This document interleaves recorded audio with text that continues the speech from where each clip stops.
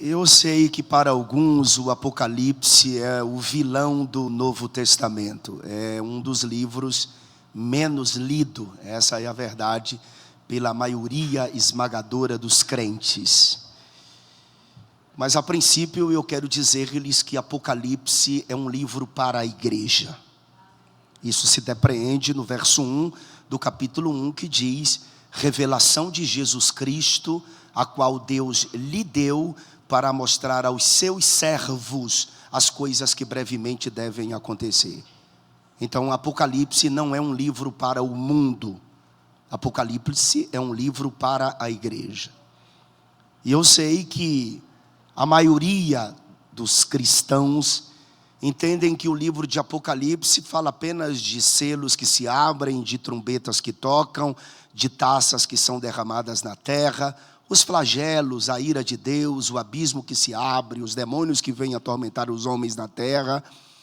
Mas Apocalipse, a proposta dele é mais do que isso. O Apocalipse revela o triunfo do Cordeiro de Deus sobre a morte e sobre o pecado. E o Apocalipse também revela que a igreja, a noiva do Cordeiro, ela também triunfa sobre a morte e sobre o pecado.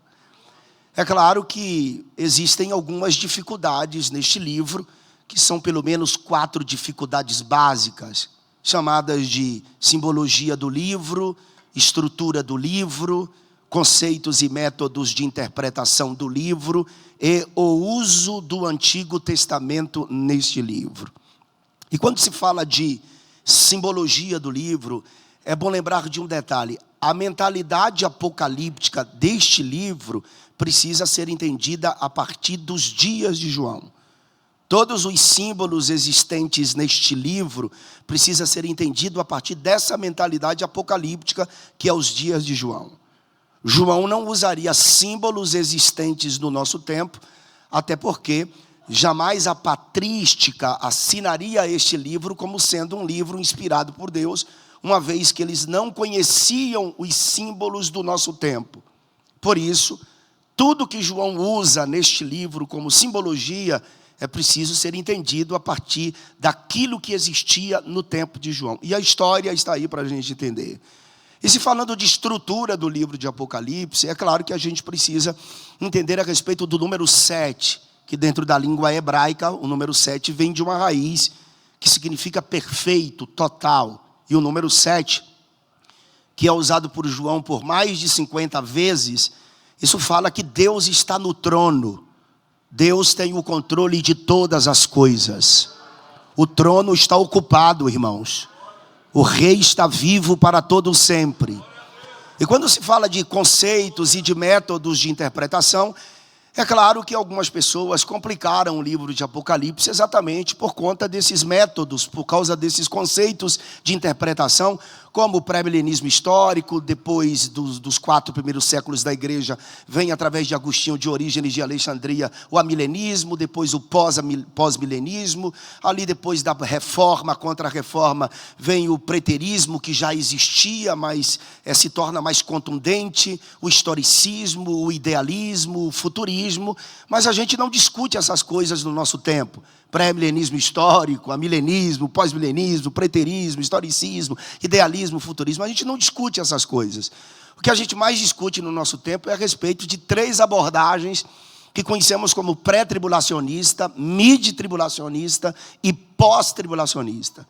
E isso a gente vê nas redes sociais, em debates. Eu constantemente estou em debates a respeito desses 3 conceitos, dessas 3 abordagens que defendem a respeito de quando a igreja será retirada de forma brusca e inesperada da face da terra. É o harpazo, a retirada sobrenatural. A igreja vai ser retirada da terra.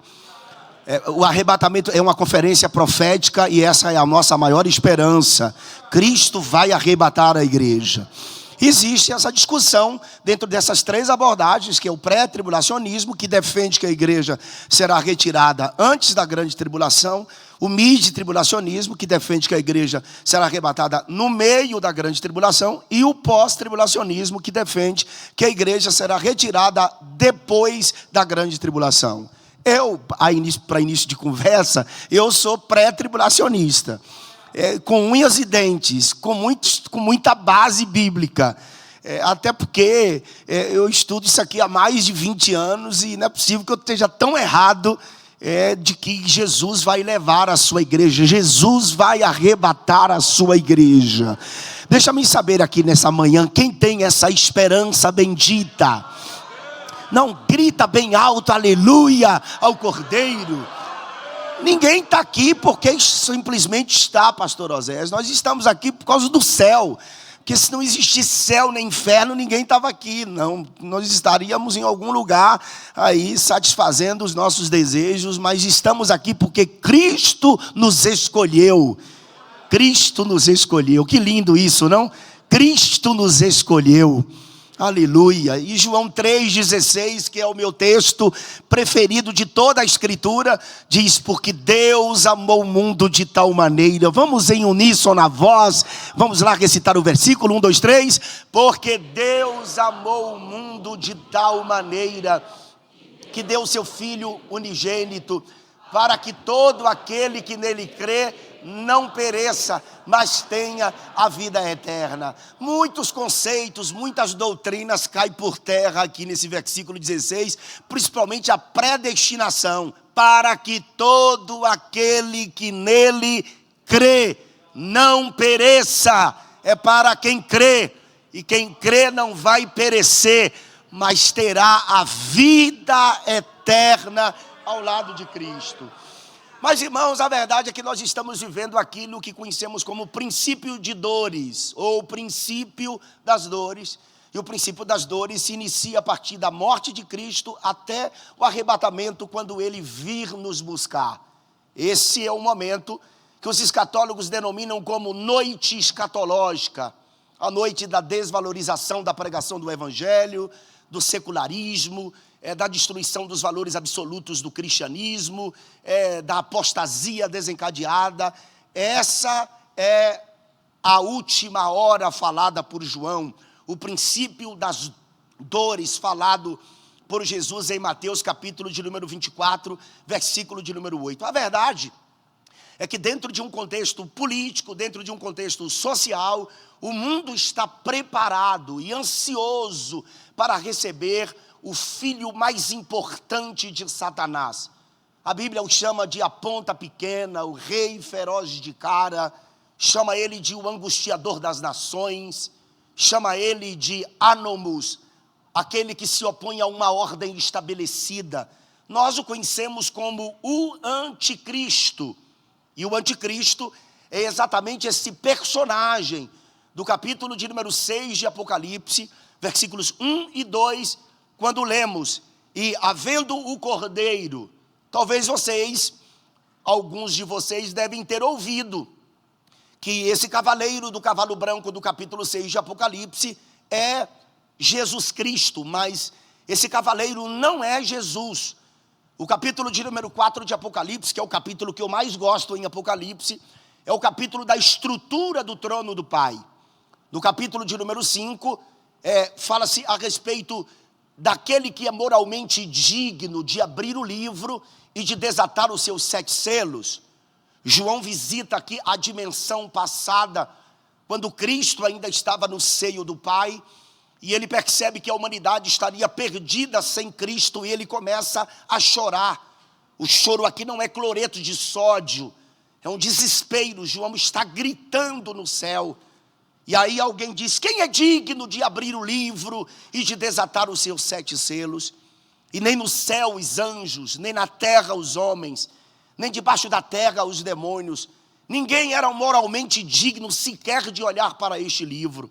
E João diz que ele chorava muito. Mas um dos anciãos transportou João do era, do passado. Porque para Deus não existe ontem nem amanhã, para Deus é hoje. O dia de Deus é um dia eterno. Um dos anciãos transportou João do era para o e disse: não chores, João, eis aqui o leão da tribo de Judá, aquele que venceu e é digno de abrir o livro e de desatar os seus 7 selos. Então, no verso 1 do capítulo 6, quem abre o primeiro dos 7 selos é o Cordeiro. E ele abre este selo, este primeiro selo, exatamente para que este personagem, que é o cavaleiro do cavalo branco, entre em cena. Pastor, o anticristo virá montado num cavalo? Não, irmãos. O anticristo não virá montado num cavalo. Cavalo aqui fala de força. Mas o cavalo é branco, porque fala de religião. Observe que João diz que ele tem um arco em sua mão. O arco é uma arma de longa distância. Isso fala do alcance do anticristo na terra. Pastor, por que se fala de alcance? Haverá oposição ao seu governo? Lógico que haverá. Miqueias fala isso a respeito dessa oposição com todas as letras. Então o arco fala do alcance do homem do pecado. João diz que além do arco, ele recebeu uma coroa. Ele não tem uma coroa, ele recebe uma coroa. E a coroa simboliza autoridade. Ouça o que diz Apocalipse capítulo de número 13, versículo de número 1. João diz assim: e eu me pus sobre a areia do mar, e vi subir do mar uma besta, que tinha 7 cabeças e 10 chifres, e sobre os chifres 10 diademas, e sobre as cabeças um nome de blasfêmia. Deixa eu tentar construir o pensamento aqui dentro de uma linguagem mais fácil, para que a gente compreenda. João está dizendo: e eu me pus sobre a areia do mar. Mar simboliza povos, nações. Veja o que diz Apocalipse 17, verso 1. Lembre-se que Apocalipse é um quebra-cabeça. É preciso você usar vários textos para você compreender o que um certo pensamento está nos esclarecendo. Apocalipse 17, verso 1.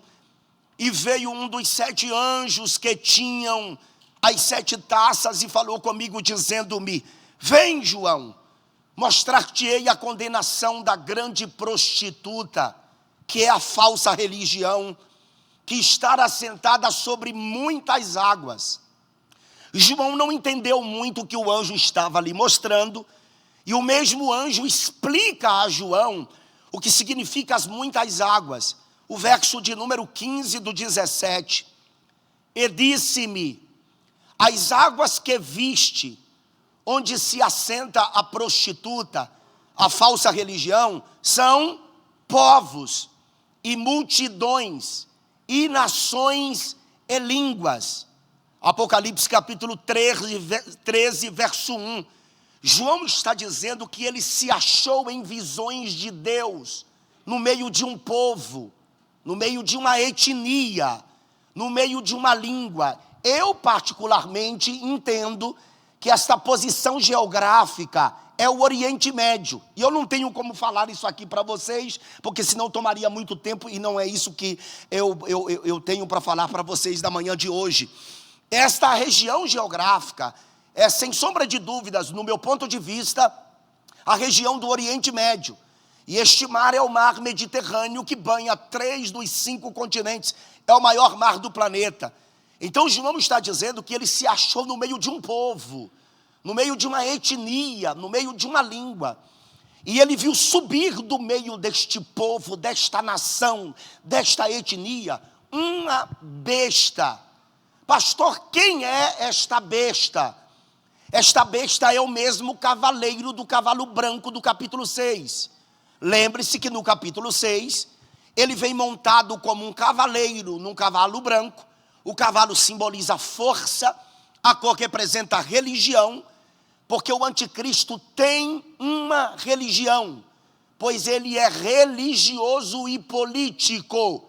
Segue esta ordem, religioso e político. Por que segue esta ordem? Porque a política executará os propósitos da religião do anticristo. Então ele vem montado num cavalo que é força, a cor do cavalo é religião, ele tem um arco falando do alcance político, e ele recebe uma coroa como autoridade. Aqui a Bíblia esclarece que ele vem do meio de um povo, porque ele é um homem, do meio de uma nação, do meio de uma etnia, do meio de uma língua.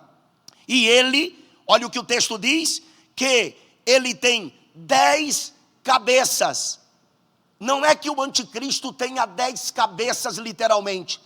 Essas 10 cabeças representam, essas 7 cabeças representam astúcia, inteligência e sagacidade. João diz que ele tem 10 chifres. O que são os 10 chifres na cabeça do anticristo? É claro que ele não tem 7 cabeças com 10 chifres. Versículo de número 12 do capítulo de número 17 explica o que são os 10 chifres na cabeça do anticristo. E os 10 chifres que viste são 10 reis, que ainda não receberam o reino, mas receberão poder como reis por 1 hora, juntamente com a besta. Capítulo de número 13, é preciso a gente ficar nesta dança aqui e ali, para que a gente compreenda o texto. Então, quando João diz no capítulo 13, verso 1, que ele viu subir do mar, do meio de um povo, de uma etnia, uma besta, é porque aqui ele é um ser violento, um ser bestial. Suas 7 cabeças falam de astúcia, seus 10 chifres falam de 10 nações bélicas que se aliarão a ele para, numa coalizão, sitiar a cidade de Jerusalém para aquela famosa batalha do Armagedon. Mas ouça, João diz que ele possui 10 diademas. Diadema é um distintivo real, é uma meia coroa. Isso aqui simboliza que o anticristo terá poder sobre estas 10 nações bélicas. E o versículo 1 termina, João dizendo que ele tem um nome de blasfêmia. O nome de blasfêmia é porque o anticristo é falso.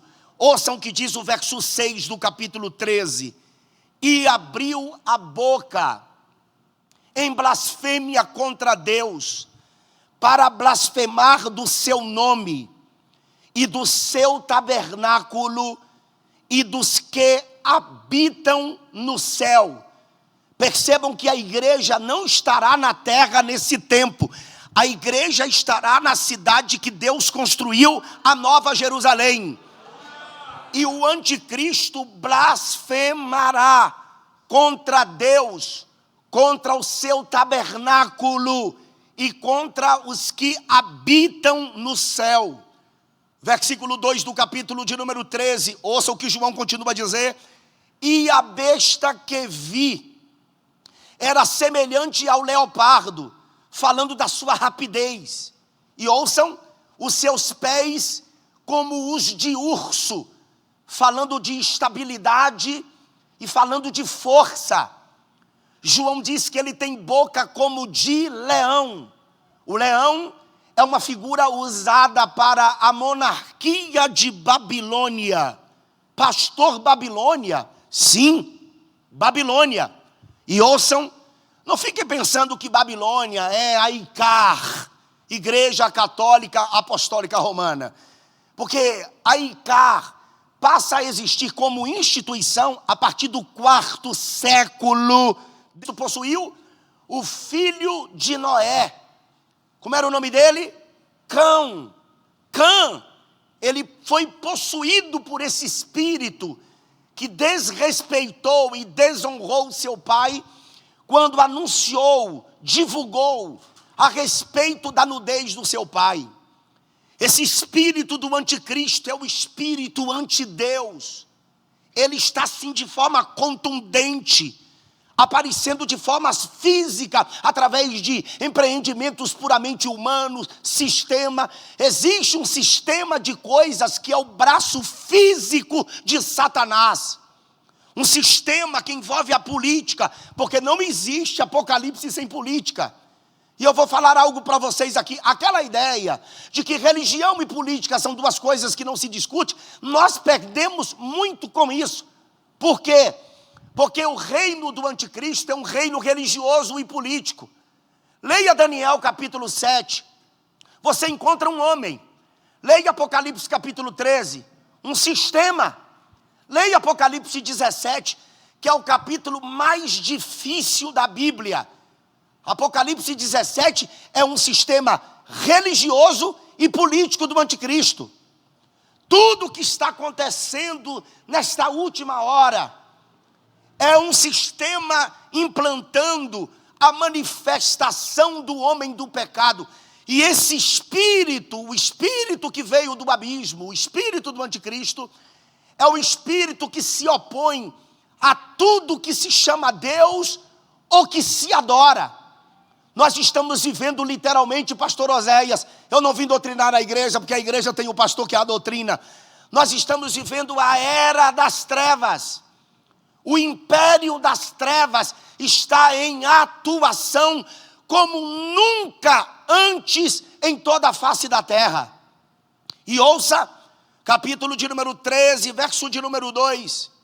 João diz que além de boca como de leão, o dragão, que é Satanás, deu-lhe o seu trono, o seu poder, o seu trono e um grande poderio. Você sabe o que isso aqui está inserido? Aqui está contextualizado, pastor Oséias, uma paródia. Pastor, o diabo sempre quis imitar a Deus. Sempre. Ele foi expulso quando ainda ele era Chamael, porque ele não era Lúcifer. Lúcifer é uma transliteração mal feita, que significa portador de luz. Seu nome era Chamael, aquele que atrai a Deus por sua beleza. Ele se opôs a Deus, porque ele queria governar os anjos de Deus. Ele queria ter um reino acima do reino de Deus, e ele queria ser semelhante a Deus. E Deus o expulsou da sua santa morada. E desde que ele foi expulso, existe uma paródia em torno disso tudo aqui. E paródia, vocês sabem, é a recriação de uma história.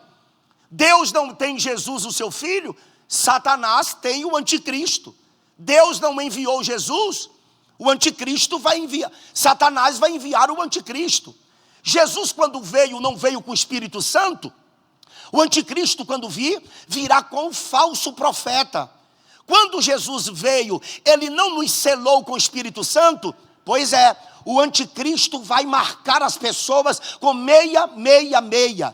Deus não deu o poder, o seu trono a Jesus Cristo.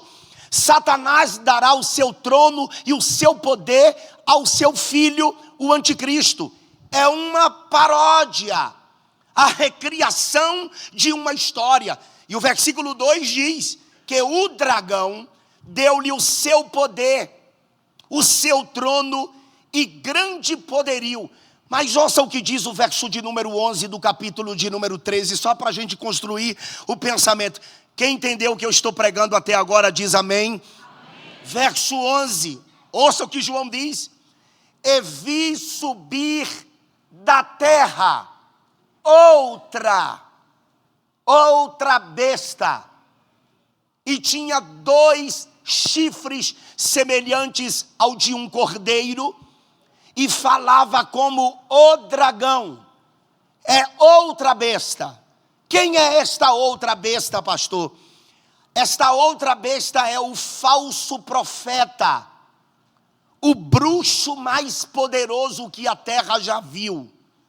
Eu sei que no Egito, nos dias principalmente de Moisés e Arão, haviam 2 bruxos poderosíssimos, chamados por Paulo na segunda epístola a Timóteo de Janes e Jambres, que eram bruxos poderosíssimos, que inclusive reproduziam as pragas que Moisés e Arão produziam.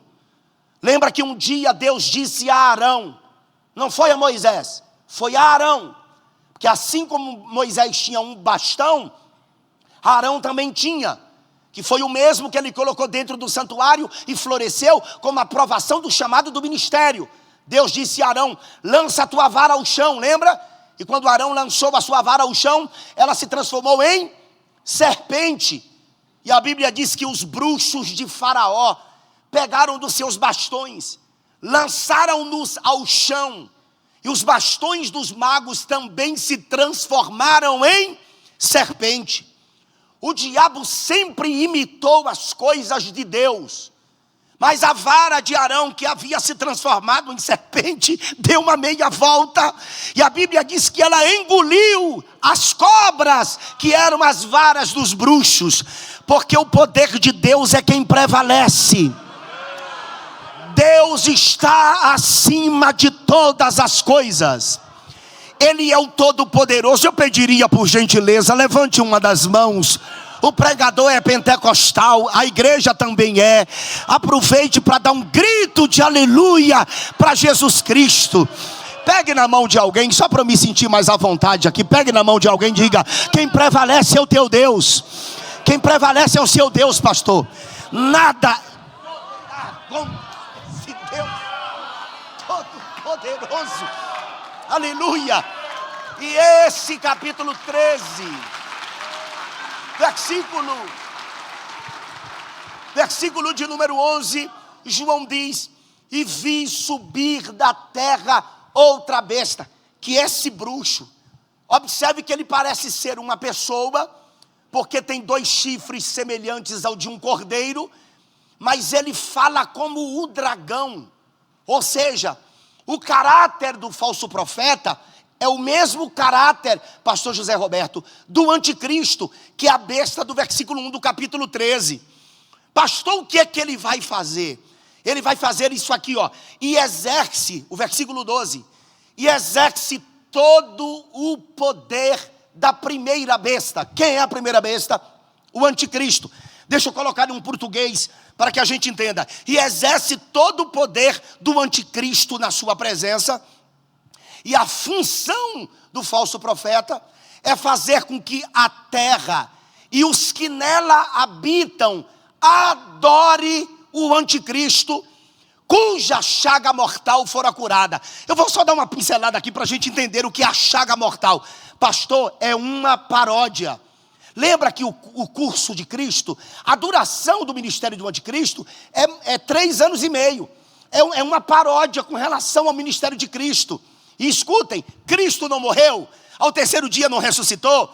O falso profeta vai forjar a morte do anticristo e depois vai fazer com que ele ressurja, para que a humanidade, pastor, siga ele como um homem todo poderoso. Por isso que a Bíblia diz que a chaga mortal fora curada. E ouça, verso de número 13, olha o poder deste bruxo, e faz grandes sinais, de maneira que até fogo faz descer do céu à terra à vista dos homens. Ele fará sinais extraordinários, miraculosos, tudo com base no engano. Olhe nos meus olhos, por favor. O governo do anticristo tem 3 pontos básicos. Quantos pontos? 3. Número 1, um governo mundial único. Número 1. Número 2, uma moeda mundial única. E as nações já estão trabalhando para derrubar o dólar. Principalmente a moeda chinesa já operou em alta na Rússia essas últimas semanas. Então, número 2, ele terá uma moeda mundial única. Número 2. E número 3, um controle social mundial único. Número 3. Mundial único. Esses são os 3 pontos básicos da operação do homem do pecado. E o mundo está lhe aguardando.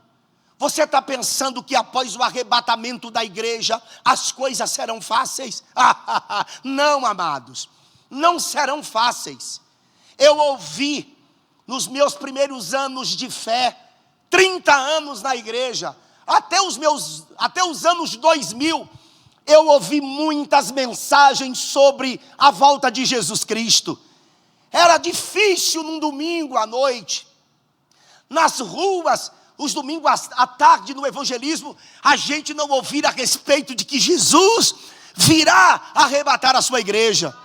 Dos anos 2000 para cá, parece que esse tipo de mensagem fugiu. E eu não falo nem por conta dos pastores de igreja.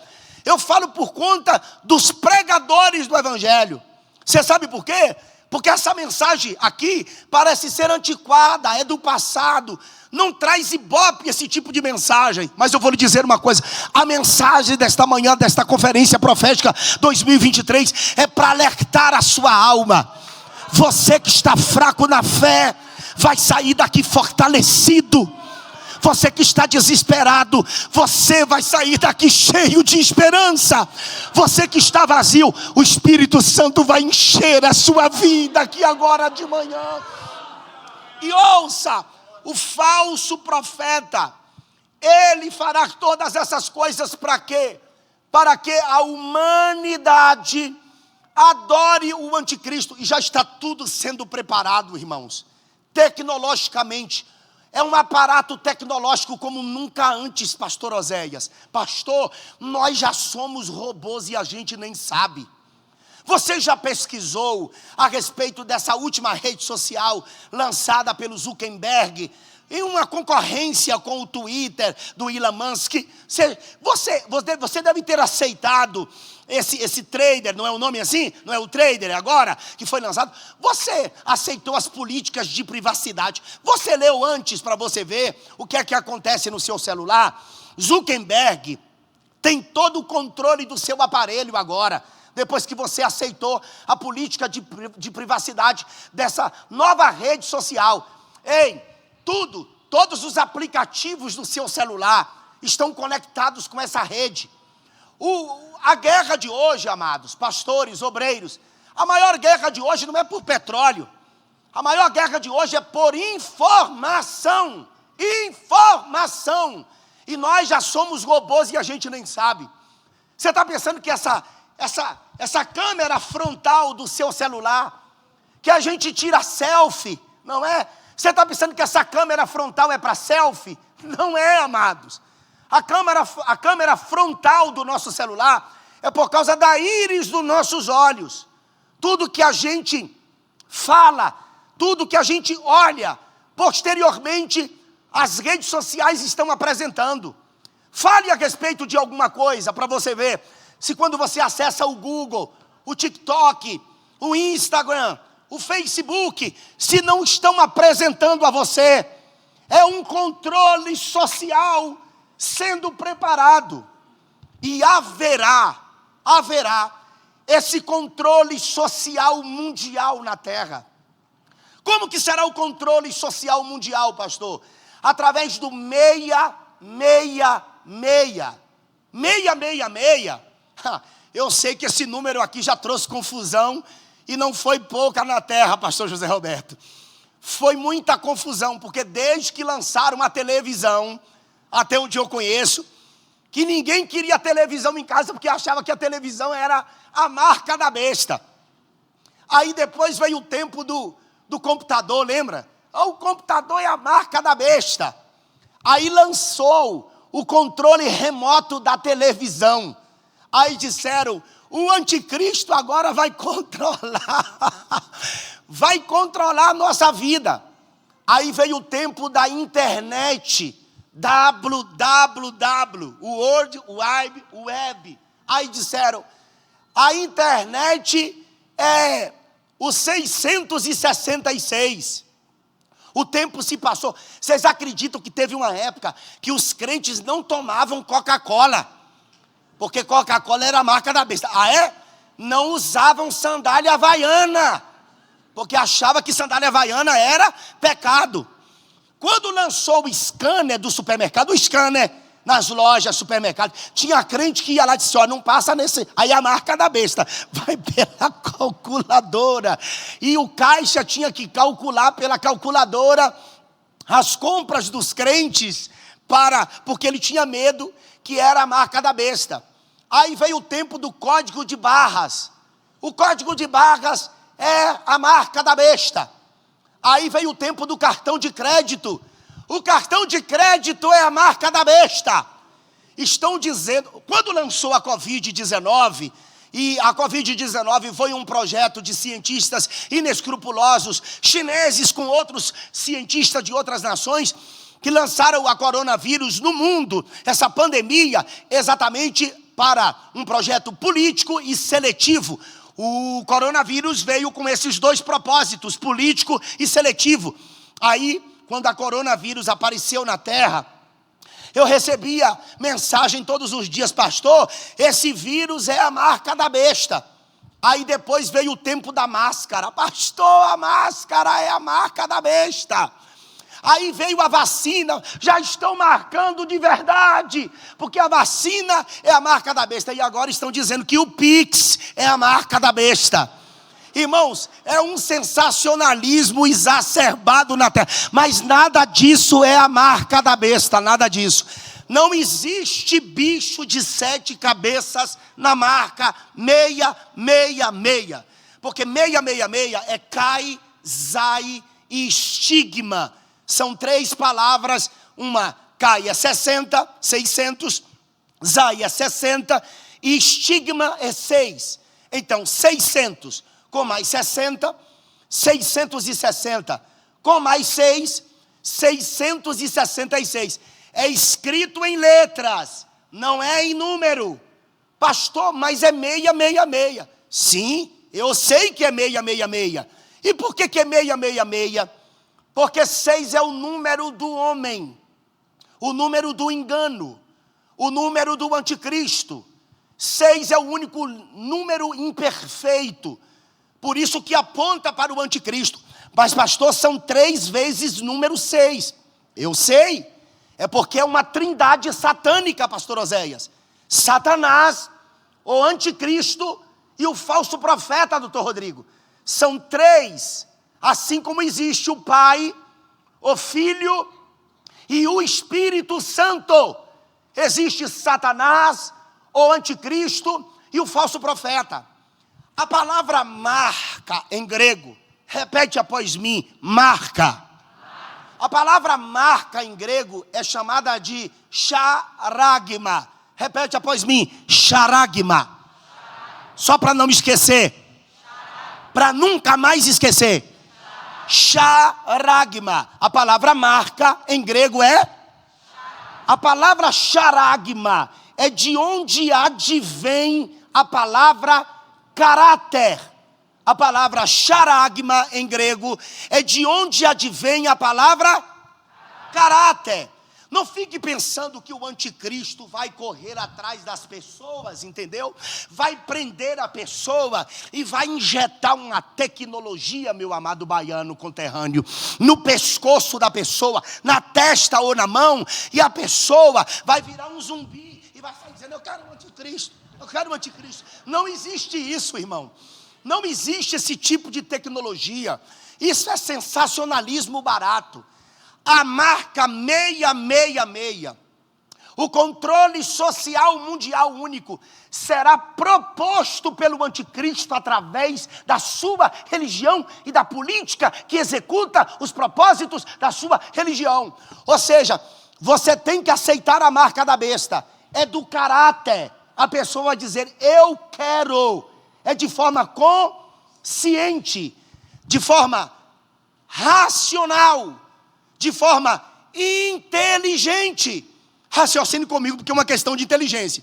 Imagine um anticristo vem, pega você, o senhor não, que o senhor não vai estar aqui, né? Pega alguém que vai ficar aqui e injeta uma tecnologia na testa ou na mão direita, e a pessoa pede o poder de decisão, pastor. Aí eu lhe pergunto: haverá salvação no período tribulacional? Haverá. Multidões e multidões serão salvas. Multidões e multidões serão salvas. Porque em Apocalipse capítulo 7 diz que muitos chegarão aos céus com vestes brancas e com palmas nas mãos, porque foram vitoriosos aqui na terra. Mas a igreja já estará lá com Cristo, festejando as bodas. Tem alguém aqui que vai nesta caravana, por favor? Levante a mão, levante. Irmão, isso aqui é para você saltar de alegria. Levante a mão bem alto. Faz um dedo de profeta, aponta pelo menos para 30 pessoas. Fala para alguém aí: eu quero te ver no céu. Fala para alguém aí: eu quero te ver no céu. Eu quero te ver na glória. Aleluia. Eu quero te ver no céu. Eu quero te ver na glória.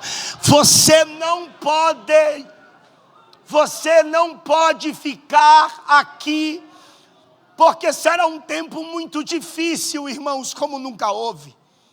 Pensa que as pessoas vão poder andar com seus smartphones, com tecnologia, tudo será monitorado. É um período apocalíptico. As pessoas vão fugir lá para o Pantanal, pastor, para meio para ilhas, se esconder, porque será um tempo difícil, irmãos. É um tempo em que a tecnologia estará 100% em operação para um controle social. E o anticristo propondo a religião. E muitos de forma consciente, inteligente, racional, aceitando a marca da besta. Por isso que a Bíblia diz que aquele que receber a marca da besta já está condenado, porque recebeu consciente, inteligente, racional, deliberadamente. E vários outros vão dizer: não, eu não quero, e vão sofrer a penalidade. Isso aqui não é um treinamento contra incêndio, tá? Isso aqui não é um sensacionalismo de quinta categoria. É o apocalipse que está em evidência. Nós vivemos o melhor dos tempos e o pior dos tempos. E o que eu entendo, sabe o que é? É que nós somos a geração que vai desaparecer da terra. Sim, a igreja vai ser tirada daqui. E não fiquem pensando vocês que quando Cristo arrebatar a igreja, Cristo vai ter que ter um avivamento mundial. Eu não acredito nesse avivamento mundial, tá? Para mim esse avivamento acontecerá exatamente no período tribulacional. A igreja do Cordeiro, Deus não está competindo com Satanás, pastor. Deus não compete com o diabo. A Bíblia diz que uma alma salva vale mais do que o mundo inteiro perdido. Então esquece aquela ideia de que Jesus está competindo com o diabo. Pastor, mas não é o que eu penso, é o que a Bíblia diz. Uma alma salva vale mais do que o mundo inteiro perdido. E ouçam isto aqui: se Jesus vir hoje, não me responda, por favor, responda para você mesmo. Se Jesus vir hoje à noite, se a trombeta soar hoje, você irá desaparecer da terra? Não me responda. Responda para você mesmo. Se Cristo vir hoje à noite, daqui para o término do culto, se o arrebatamento, pastor, vai acontecer isso? Já aconteceu com Enoque lá no livro de Gênesis capítulo 5, que é a base sustentadora do arrebatamento do acaso. Ele andava com Deus e Deus para si o tomou. Aleluia. Deus o tomou para si. Os sarabeshema canderamassa. Aleluia. A igreja é a noiva do Cordeiro. E o Cordeiro irá trasladá-la da face da terra. Eu tenho algo para falar para vocês. Não é doutrina, pastor. Não é doutrina.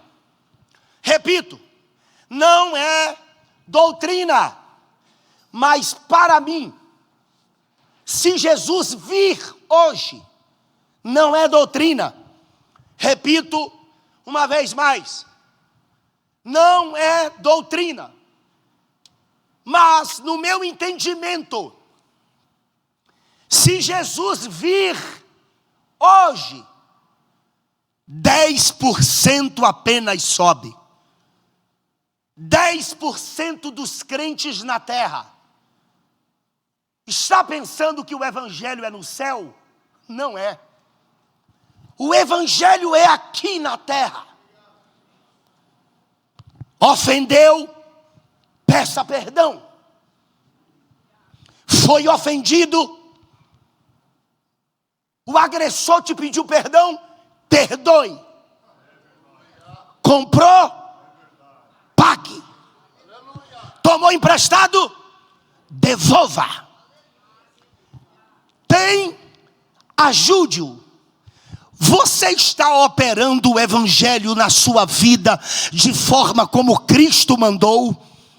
Como Como está a sua comunhão com os irmãos? Porque a nossa vida na terra é que identifica se vamos para o céu ou não. Se a gente vive direito aqui, nós vamos para lá. Se a gente não vive direito aqui, a gente também não vai no arrebatamento. Mas eu acredito que eu estou pregando para uma igreja saudável, uma igreja que está indo para o céu. É verdade isso? Por favor, fale alguma coisa que glorifica o nome de Jesus. Você precisa ir. Ah, pastor, mas a Bíblia diz que um será levado e o outro deixado. Você acha que o senhor vai subir e a sua esposa vai ficar? Ou que ela vai subir e o senhor vai ficar? É claro que não. E por que Jesus disse que um é levado e outro deixado? Porque isso significa oportunidades de salvação igual. Todo mundo tem oportunidade de ser salvo.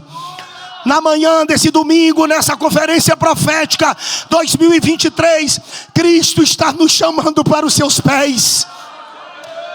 Cristo está nos chamando para uma responsabilidade com Ele. Se arrependa dos seus pecados. Volte atrás dos seus caminhos errados. Se volte para Cristo. Se encha do Espírito Santo. Aleluia. Se encha do Espírito Santo. Porque algo extraordinário que o mundo nunca viu vai acontecer, que é a retirada brusca e sobrenatural dos salvos de toda a terra. Irmãos, olha aqui na minha mão direita. A igreja vai sair daqui. A igreja vai sair. A igreja vai. Eu vou desaparecer. Eu vou gritar aqui. Eu vou desaparecer daqui. Os céus estão me... Tem mais alguém que vai desaparecer daqui? Por favor, mantenha a sua mão levantada. Aleluia. Oh glória. Celebre a Jesus Cristo na manhã de hoje. Glorifique o seu nome. Sinta a sua presença. Fale alguma coisa que glorifique o seu nome. Pastor, a minha vida não está certa. Então conserta. Tem jeito enquanto a vida... a esperança. Aleluia. Aleluia. Aleluia. Eu vou terminar agora e orar com vocês. Aleluia. Oh glória, oh glória. Oh glória. Aleluia. Os pastores aqui sentem a presença de Deus. Oh glória, aleluia, aleluia, aleluia. Ema, shei, queimada. Olebacei. Aleluia.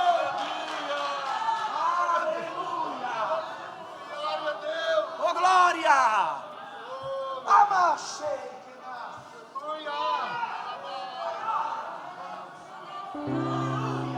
Glória a Deus.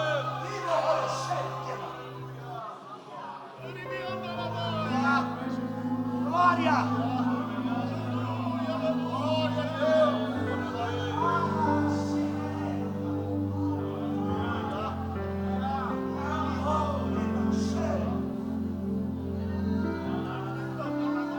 Quem mandou?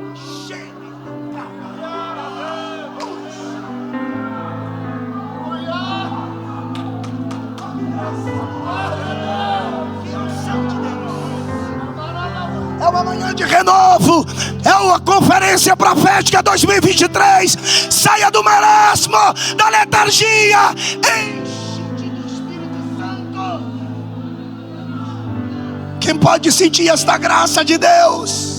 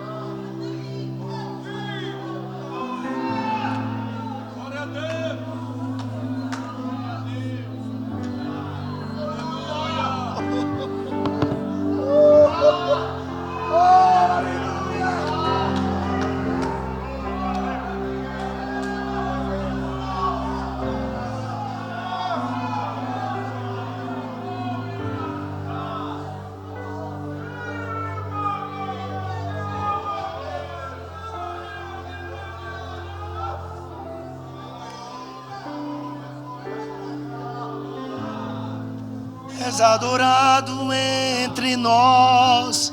Cadê o ministério de... Canta aqui, meu filho.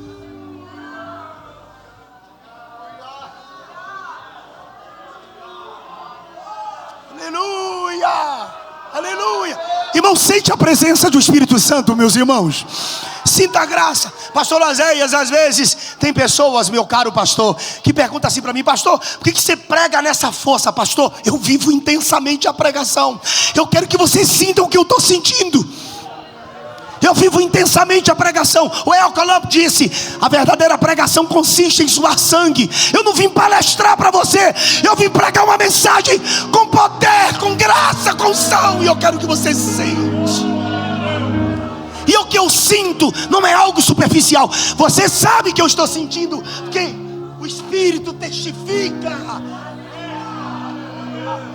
Então levante a mão mais uma vez, dá um grito de glória para Jesus Cristo. Aleluia. Celebre a Jesus, meu irmão, minha irmã. Sai da terra, glorifica o teu Deus.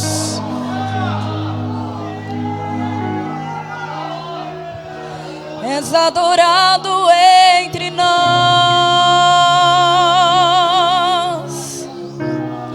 tão desejado aqui,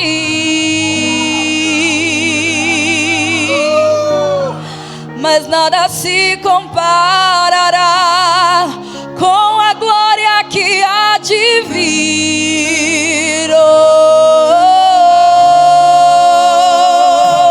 Eu não sou daqui, pra casa voltarei. Ele vem me buscar e com ele eu irei. Eu não sou daqui, pra casa voltarei. Ele vem me buscar e com ele eu irei. Yeshua, o Messias aguardado, ele vem me buscar. Yeshua, o Messias aguardado, ele vem me buscar. Em breve Jesus no céu vai aparecer, e todo joelho se dobrará, e toda língua confessará. Mas a igreja será arrebatada num piscar de olhos, acontecerá.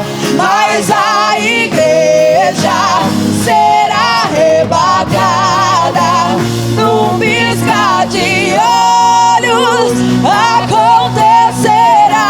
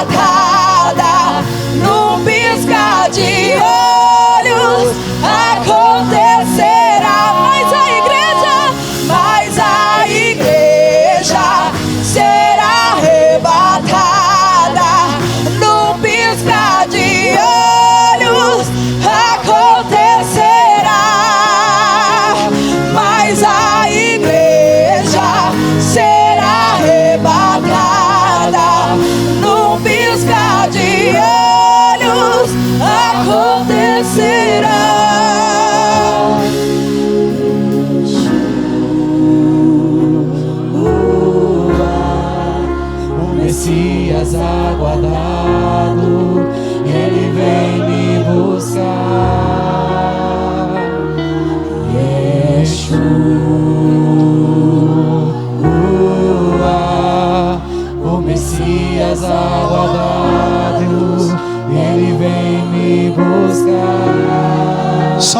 igreja, só a igreja. Yeshua,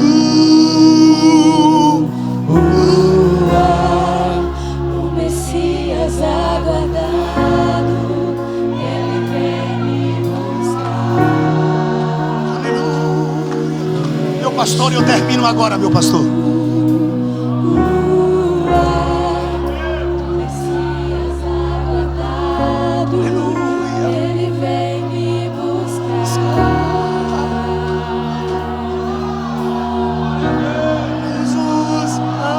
Aparecer e toda língua confessará.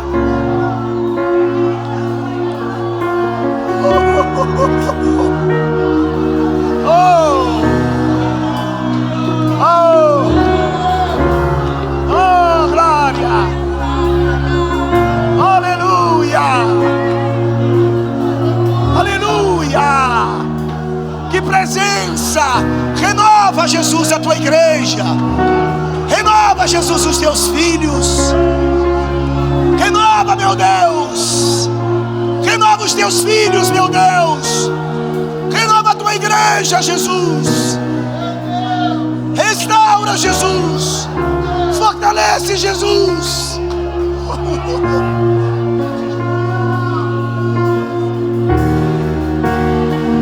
Mas a igreja será arrebatada no piscar de olhos, acontecerá. Mas a igreja será arrebatada. Tu que tá filmando, ei, tu que tá na live aqui, eu não consigo ficar parado aqui, tu tem que me acompanhar. Eu não consigo ficar parado, pastor.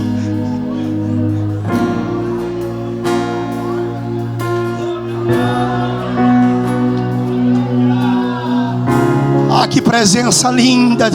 Aleluia. Quantas pessoas são batizadas com o Espírito Santo aqui? Levanta a mão. Os que falam línguas estranhas.